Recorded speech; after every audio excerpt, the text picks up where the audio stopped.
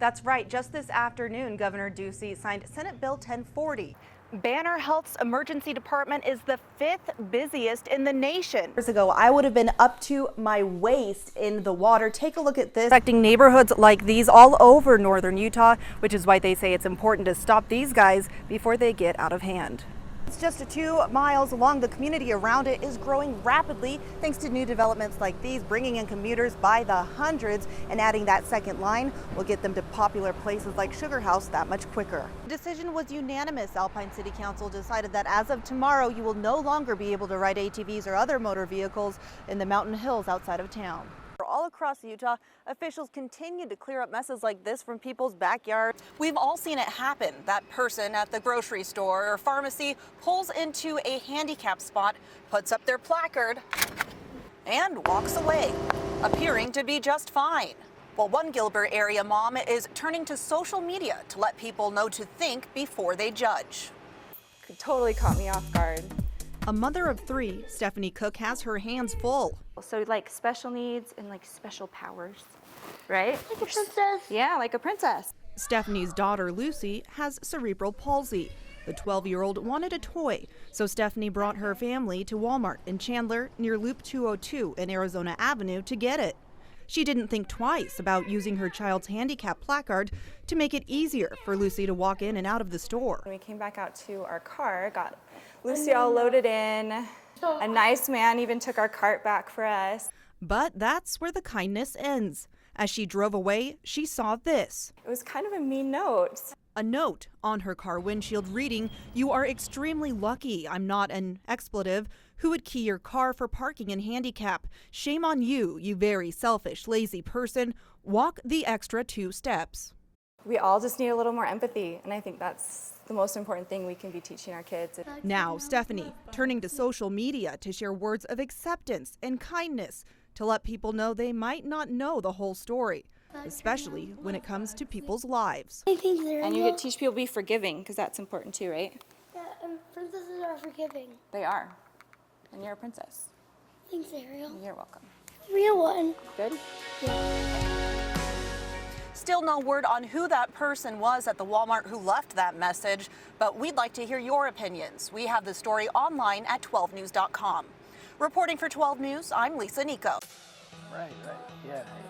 Right, it's a couple years old. I need to write a date on that. Marine Corps veteran Andrew Jones may be smiling now. 6 years sober now? 6 years. Right.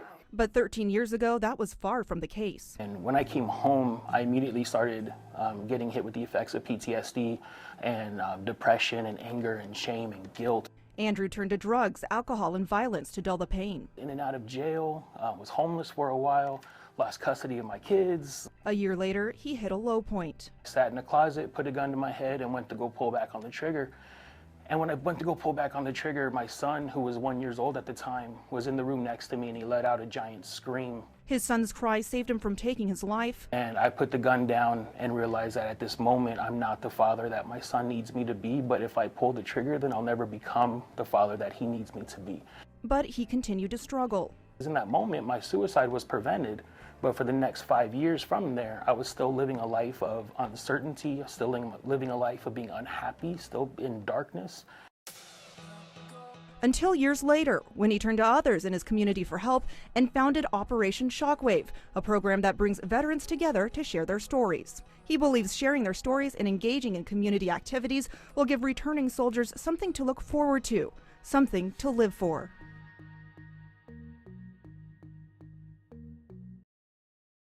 Well, you are in luck. There are a few things you can do right now to help you save money, and even more things you can do throughout the year to help you next year.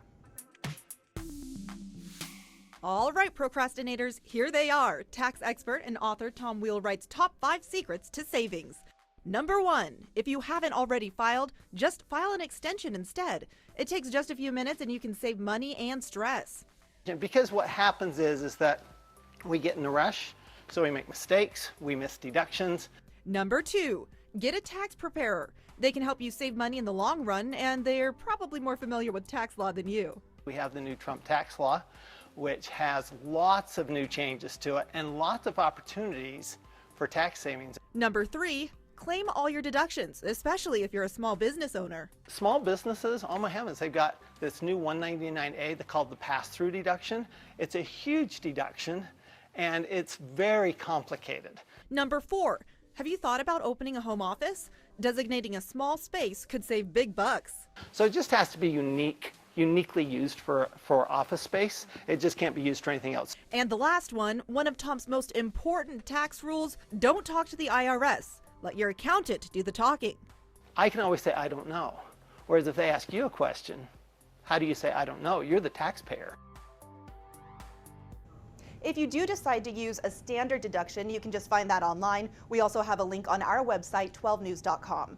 In the Alert Center, Lisa Nico, 12 News. Every vehicle rolling by, every car door slamming, every footstep approaching.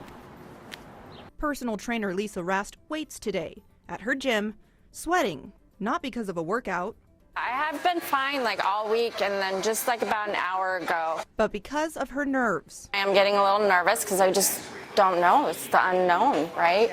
You see, Lisa is about to meet a man she didn't even know existed, her half-brother. He's right here. He's coming right now.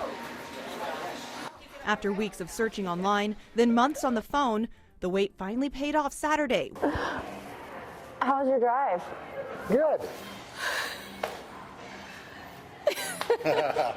When John Jones walked into John Allen's gym in Chandler to meet his long-lost sister. How are you? I'm good. How are you? You want to come in? Everybody What do we wants do to meet now? you. 59 years ago, Lisa and John's birth mom, an unwed mother living in the Northeast, gave John up for adoption. She changed her mind just hours later, but it was too late. She was told the infant had died. In reality, John had been adopted, and he now lives with his wife and kids in Maine.